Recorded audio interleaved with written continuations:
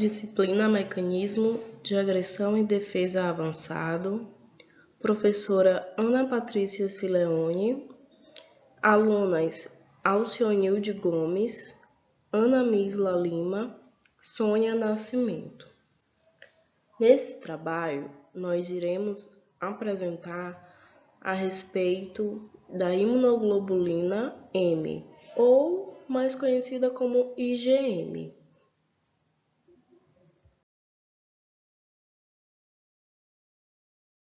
As imunoglobulinas M são moléculas de glicoproteína que são produzidas pelos plasmócitos em resposta a um imunógeno e que funcionam como anticorpos.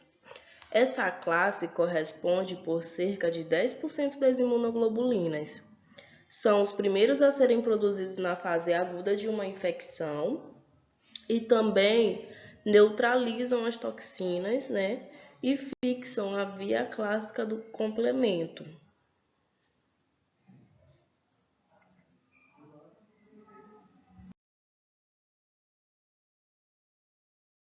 Qual a sua função? As imunoglobulinas M, elas são responsáveis pela aglutinação e reações citosólicas, pois são os primeiros anticorpos emergentes durante uma resposta imune adaptativa. A IgM é a principal imunoglobulina da resposta primária aos antígenos, sendo a primeira classe a elevar-se na fase aguda dos processos imunológicos, ou seja, ela é a ligação entre um anticorpo e um antígeno, Essas estruturas são produzidas pelo sistema imunológico e têm a função de defender nosso organismo de invasores microscópicos, como, por exemplo, bactérias, toxinas, vírus, etc.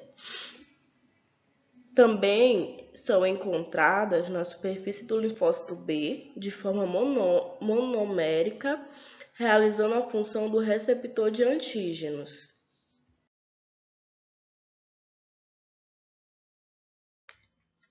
A estrutura da IgM é formada por um pentâmero, um domínio extra de CH4 e uma cadeia J, a qual se liga a 5 pontes de sulfato.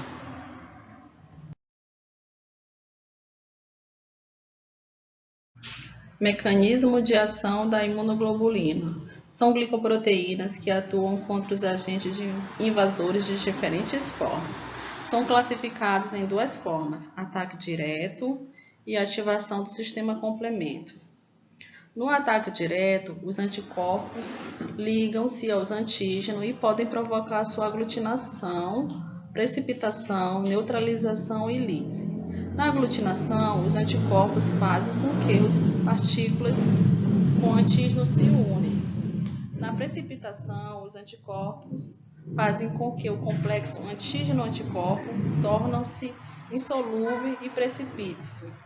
Na neutralização, os anticorpos cobrem os locais em que os antígenos se ligariam às células hospedeiras, neutralizando sua ação. Na lise, o anticorpo é capaz de provocar a ruptura da membrana de agentes celulares. A ativação do sistema complemento. Essa ativação pode levar à opsonização, que é um processo em que os anticorpos se ligam ao antígeno e garantem que este seja reconhecido por macrófagos e neutrófilos, os quais farão sua fagocitose.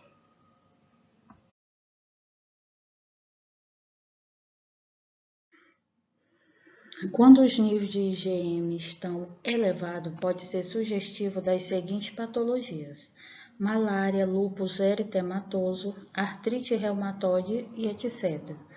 Temos como exemplo nível de IgM acima de 20 nanograma decilitro em recém-nascido e uma indicação de estimulação do sistema imune em útero pelo vírus de rubéola, o citomegalovírus, sífilis ou toxoplasmose. Já quando os níveis de IgM estão diminuídos, podem ser sugestivos das seguintes patologias: aplasia linfóide, leucemia linfoblástica crônica e entre outras.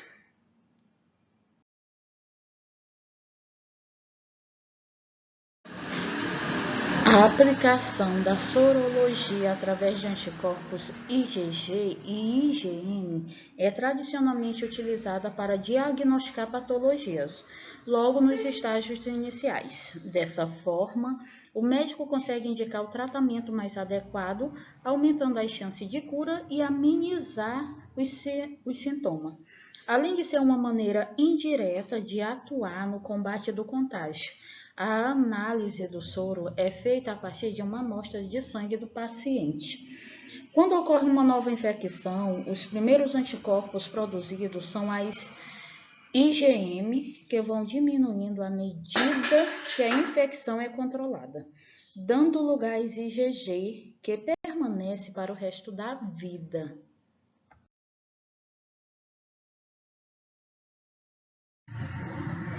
Quando a IgM é positiva e a IgG é negativa, indica infecção recente. Já quando a IgM é negativa e a IgG positiva, indica que o paciente já teve a doença há muito tempo, curou-se e hoje encontra-se imunizada, sem risco de tê-la novamente. Quando temos a IgM negativa e a IgG negativa, sugere que o paciente não está doente e não tem imunidade contra a infecção, podendo contraí-la caso seja exposto.